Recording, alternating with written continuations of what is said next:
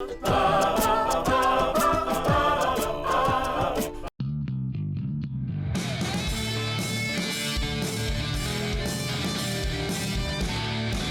sind in Bristol, der Heimat von Wallace und Gromit, Chicken Run, den Pirates und natürlich von diesen kleinen Pelzbündeln hier.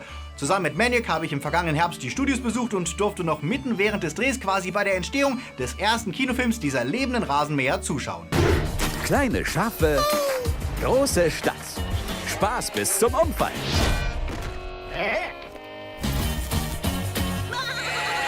So I've heard that actually you get about like 1-2 seconds animation per day? Yes. When you work on a movie like this? Yeah, 2.5 to 3 seconds per day per animator. When I first heard of the movie, I thought, well, these are like tiny things, like 5 minutes, 7-minute pieces, and there's no talking. How will this work for a feature film? You know, the first thing we did was we knew that our characters would have to find a new world, you know, go to a new place, get out of their comfort zone. So we thought it'd be fun to take them into a big city. How often do mistakes happen? Because I think that when you're in the middle of a movement and something happens... No, mistakes happen, of course mistakes happen.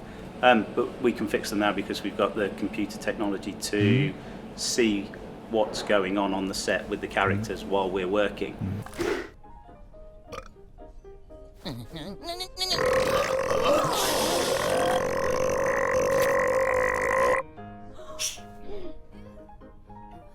Was there something that you said, okay, there was something that we always wanted to do on the show?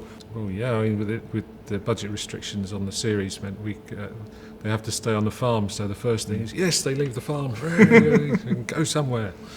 They can go in something to go somewhere. Yeah, that's right. On a bus. Yeah, we can afford to build something for them to travel in, and so that was it. I think the idea of them being in a city was the biggest contrast we could think of to the farm. I felt the characters are quite durable.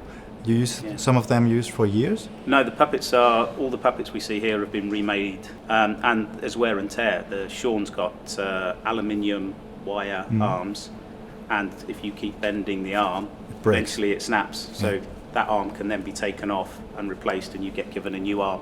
Has it ever snapped in mid-animation? Yeah, all the time. Yeah. And then? And then, you can unscrew the arm, take it off, go to model making, they repair it, or they give you a new one. Some puppets are very durable. Some materials are more durable than others. Silicon's very durable. So this puppet would have been made initially for series 4. So it was filmed with series 4 and then the film.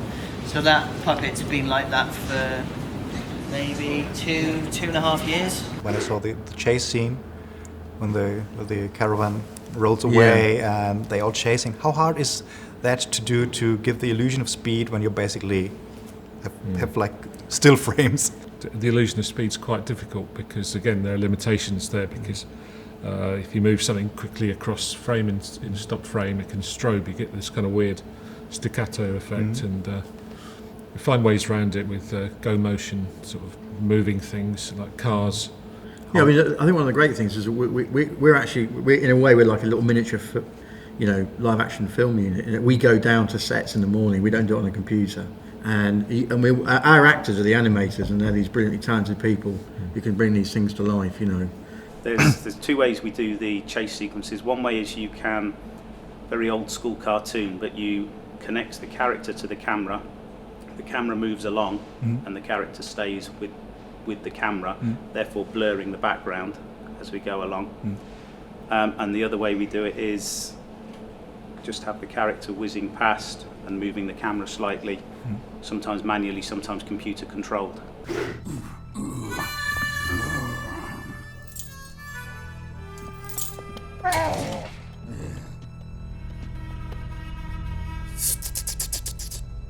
I think kids will really like Shaun, but I know that grown-ups like it. You've got like bits for adults in there, like the Hannibal Lecter thing in the prison and stuff. Like how do you balance that? And well, we don't really have in mind either. Really, we kind of doing what makes us laugh. Then we take a view on it when we put the story reel together, like the the little Hannibal Lecter joke. It's if you miss it, it doesn't matter. It doesn't affect the story. It's not part of the story. So I think we're just careful it doesn't interfere with the storytelling.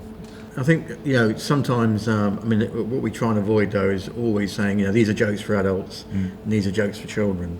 Because sometimes there's just universal comedy, particularly slapstick, and there's a lot of just slapstick comedy in Shaun that hopefully everyone enjoys, doesn't matter what age you are, we sort of bring out your inner silliness, if you like. And so there's, as Scotty says, in the end, the rule of thumb is it's got to make us laugh at the end of the day.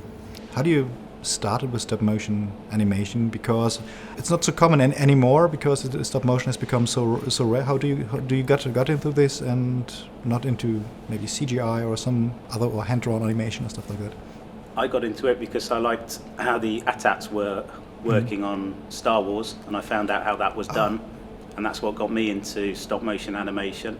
I think there's a lot of people, it's a lot easier to do stop motion animation now than it used to be. All you need is a webcam and a laptop and a basic program that you can download from the internet, some for free, some are very cheap. I think there's a lot of people playing around and experimenting at home. I think if you go on YouTube and type in stop motion animation, there's a lot of people doing it.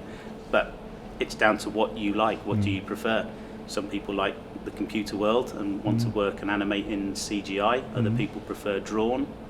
I like the stop motion world. What would you say is like different between maybe Leica Studios and Aardman? Is there like a different philosophy? I think Leica are very big on design and the look. There's a lot of art goes into their films, and I haven't seen Box Trolls yet, but I believe it's very good. Yeah, I think one thing about this particular film is it's not a dark film in the sense of, often Tim Burton films or Leica films, which are great, but they often have quite a dark side to them. And I think both Golly and myself wanted to, really celebrate the medium in a different way. It's very colourful, it's very silly, it's kind of doesn't take itself too seriously. So it's a kind of another way of approaching it, if you like. Bei Aardman dürfen wir uns auch an sogenannten Hot Sets umgucken. Das heißt, das sind Sets, an denen gerade noch Szenen gedreht werden. Und für uns bedeutet das super vorsichtig sein, denn ein Wackler, eine ungeschickte Bewegung und alles, was aus dieser Einstellung gedreht wurde, muss nochmal ganz von vorn gemacht werden. Don't touch that.